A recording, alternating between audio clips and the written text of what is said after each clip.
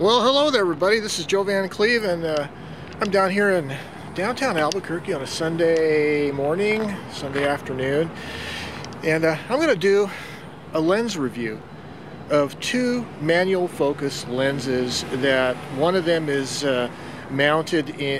designed for micro four thirds mount, and the other one is an old film camera lens adapted to micro four thirds. So hopefully this will be interesting to you. Stay tuned. And these are the two lenses. This is a Vivitar 24mm f 2.8 lens that is in Minolta MD mount. That's Minolta's manual focus film camera mount from back in the 70s, and it has a Minolta MD to micro four thirds adapter on the back end here, so I can adapt it to this micro four thirds camera. The other lens is a new lens. It is a 7 Artisans 25mm f 1.8 with a native micro four thirds mount. And they're both very similar in the fact that they have manual focus, they have manual aperture adjustment, and they both adapt or mount directly to a micro four thirds camera. So I'm going to review these, and I'm going to do some experimental shooting, just kind of street photography or urban photography, and we'll see how this looks and how the two lenses compare.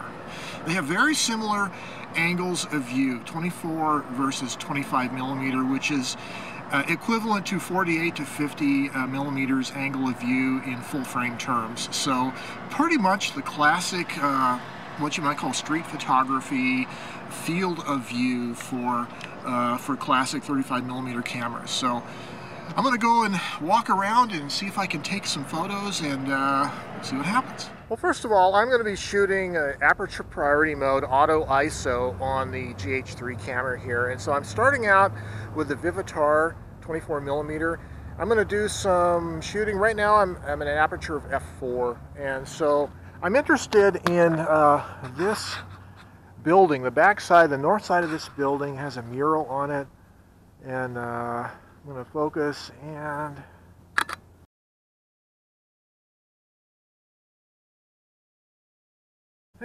catch a few shots of that. Very interesting mural. So this scene right here is brightly lit. I'm going to have to go up to f8 in order to avoid going above my max shutter speed of 4,000th of a second. And I'm going to do a vertical composition, so the video is going to get sideways here as I do a portrait-oriented image.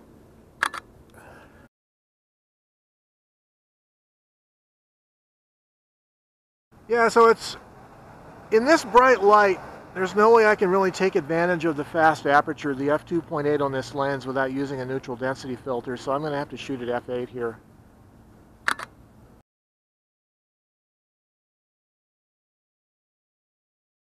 Well, that was a few minutes of playing around with the Vivitar. And it was pretty interesting. It was a nice classic film camera feel to the lens, but it is a fairly heavy lens, especially with the adapter on it. It kind of sticks out quite far.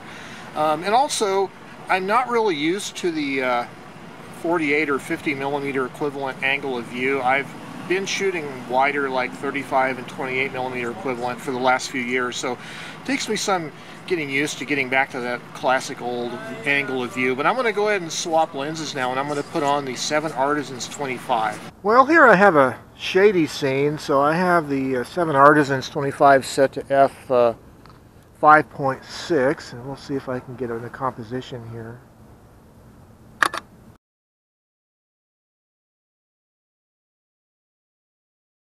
Yeah, so it's going to have the same kind of limitation as the Vivitar lens, in that I can't really take advantage of its maximum aperture in bright sun without a neutral density filter. One thing about downtown Albuquerque, they have some pretty cool graffiti stuff going on down here, and so I noticed that on the 7 Artisans lens, the focus throw is shorter than on the Vivitar, and so getting critical focus is a little bit more exacting on this lens. It takes a much smaller throw of the focus ring.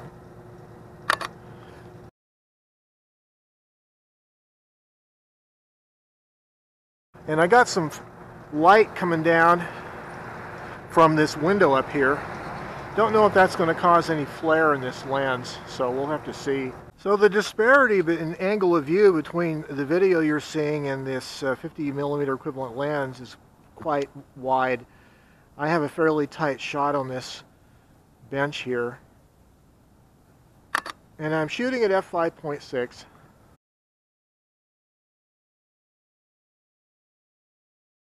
So in the shadow of this building, I'm able to open this 7 Artisans lens all the way open to f1.8. And I'm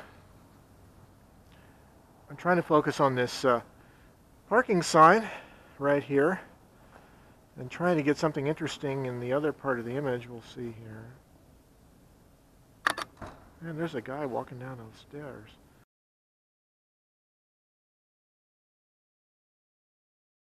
And I like this mural. I think I'm going to stop the lens down though, a little bit sharper, like f4.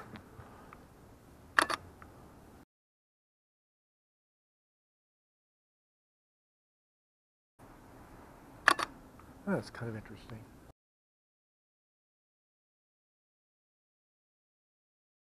Well, I like this mural back here. Sort of the urban style versus the modernist style, right next to each other. And of course my angle of view, as you'll see on the still, is much narrower than what you're seeing on the video.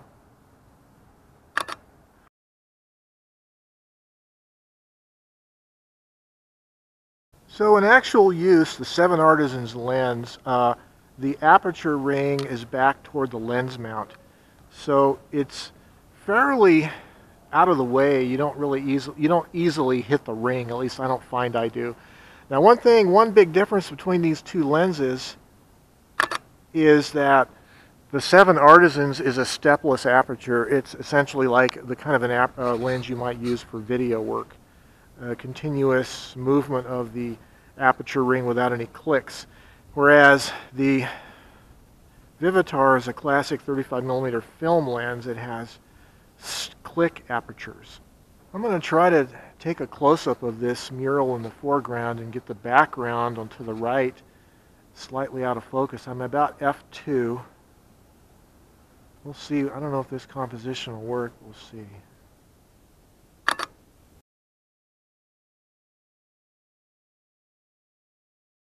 Okay, so at this brightness level, I'm shooting it at f5.6. All right.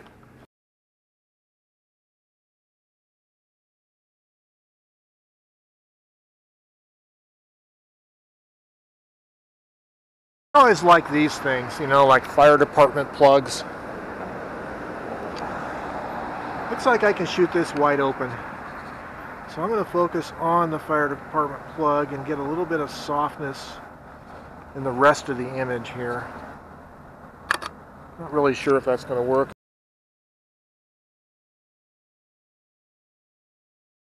Now here is a little sign that I think is kind of interesting on the back of this camper, Fort Lauterbruger.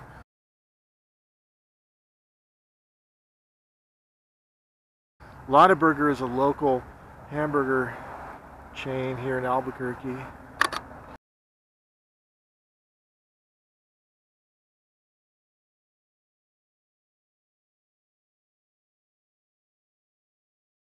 Well, somebody's sandwich.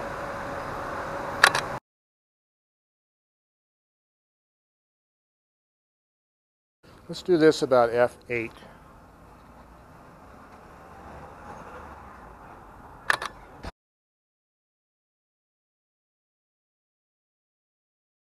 Here's a donation box. Looks pretty cool.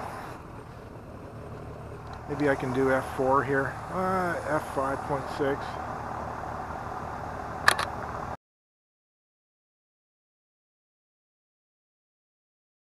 So I like the simple geometry of this storage box and the blue sky and the shadows.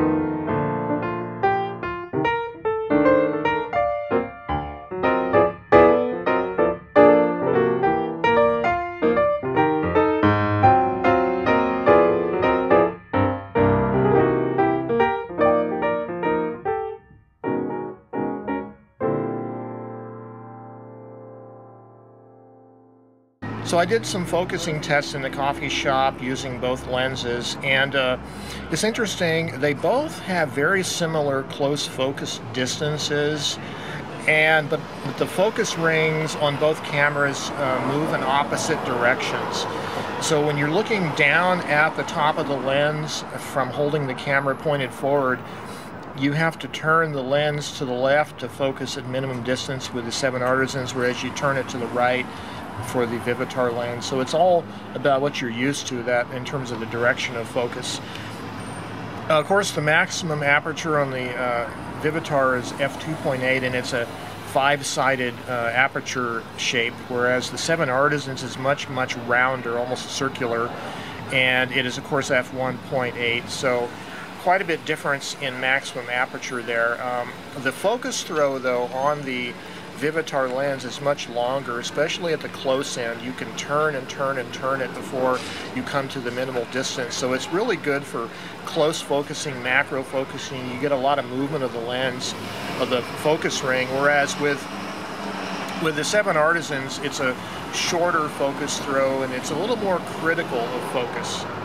Well, I'm going to go get on the scooter here and maybe ride around and take some more pictures and then head home. Well, here we are in Old Town Albuquerque. I'm shooting the 7 Artisans lens. I kind of like this arrow-shaped sign. Not quite sure I'm going to compose it.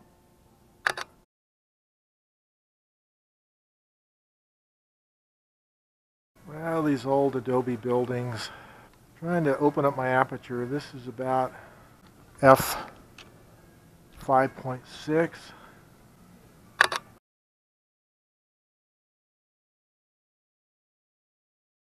Well, I like this wooden gate. I'm trying to open up as much as I can to get narrow depth of focus. So this looks like it's all the way open to 1.8.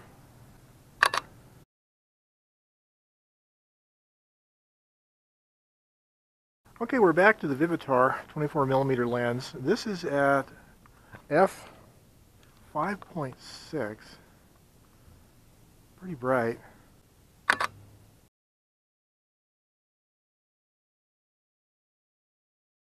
You can certainly focus it a little bit more precisely just because of the longer focus throw. I'm going to go to f8 here. I'm going to use the shadow at the bottom as kind of negative space.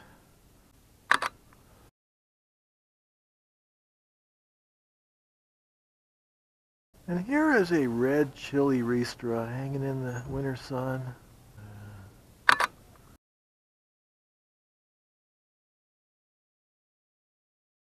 A little bit of ice in this fountain from last night.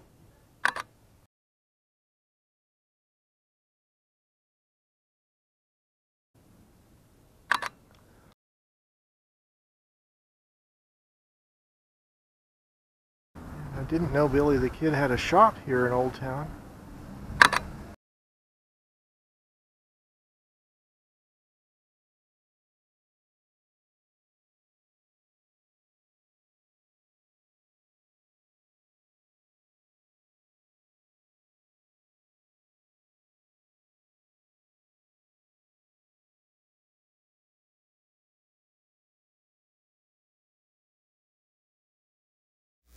Well, that was a fun little outing today.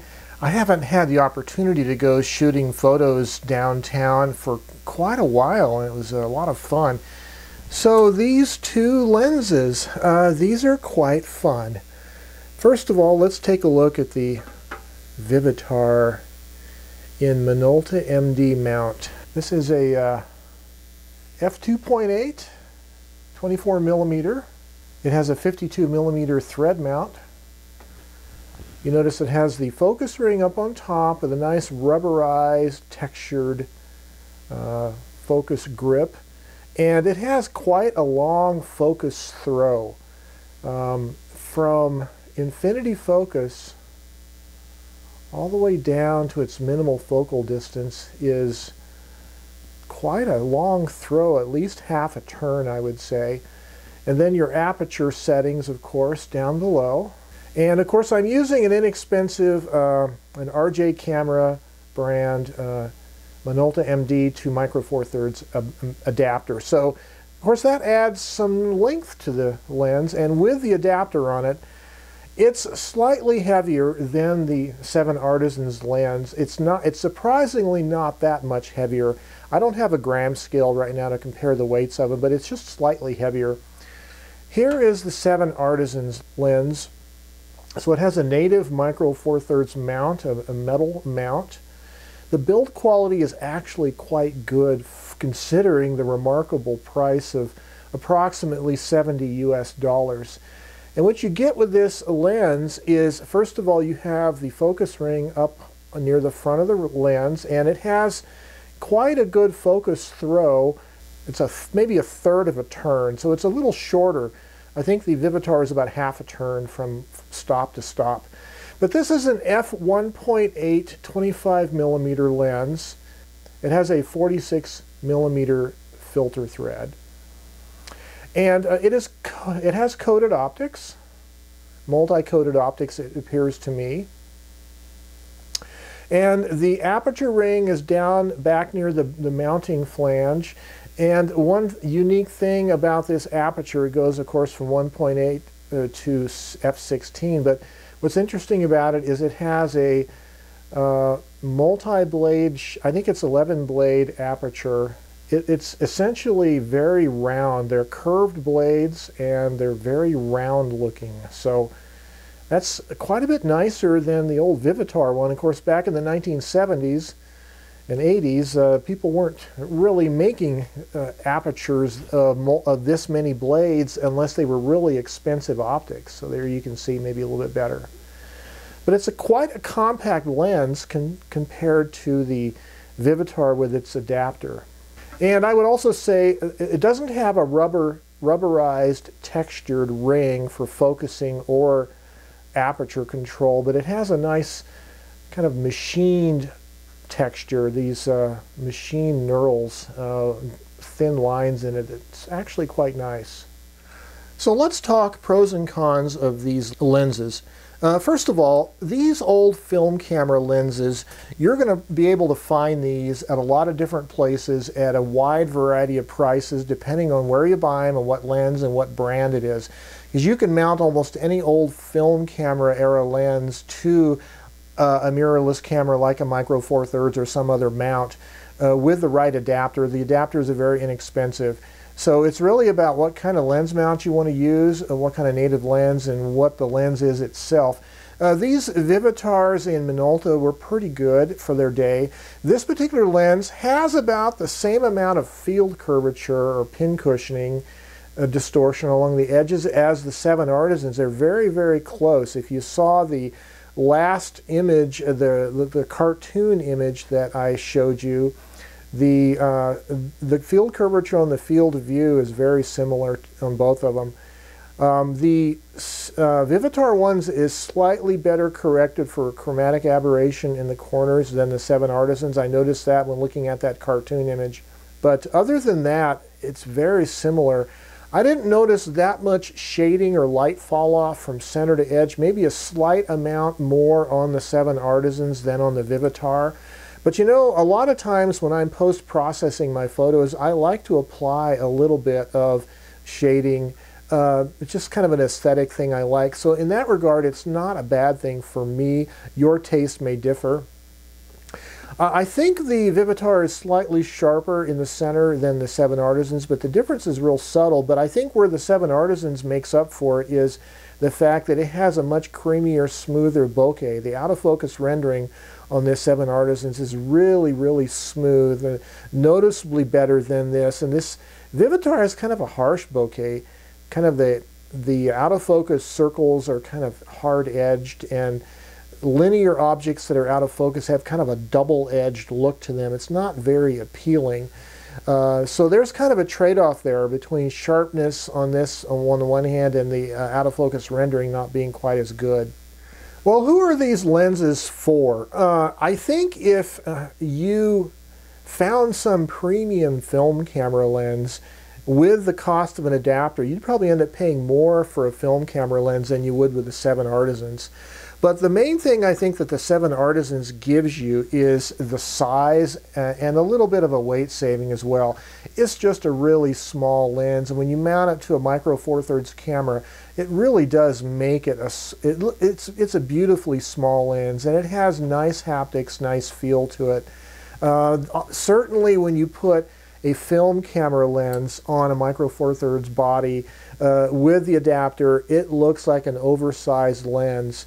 It really does, and it's heavy. It makes the body front heavy, but there are some advantages to having these film camera lenses. There is a wide variety of different kinds of lenses out there to choose from. There's only a few of these modern manual focus lenses being made, even though the price is so good. So you have a wider variety of lenses to choose from with manual focus lenses, old-fashioned film camera lenses. I would say, really, I wouldn't pick one over the other. I think they're both great. I think maybe for just day-to-day street shooting, if I wanted a 50mm equivalent angle of view, I would probably pick the 7 Artisans because it's so small. I like the haptics of it. But for manual focus, inexpensive price, it's really hard to beat these little 7 Artisans 25mm f1.8 lens and old film camera lenses. Yeah, they're bigger and heavier. They can be less expensive, but they can also be more expensive. So there's trade-offs with both of them. So there you go.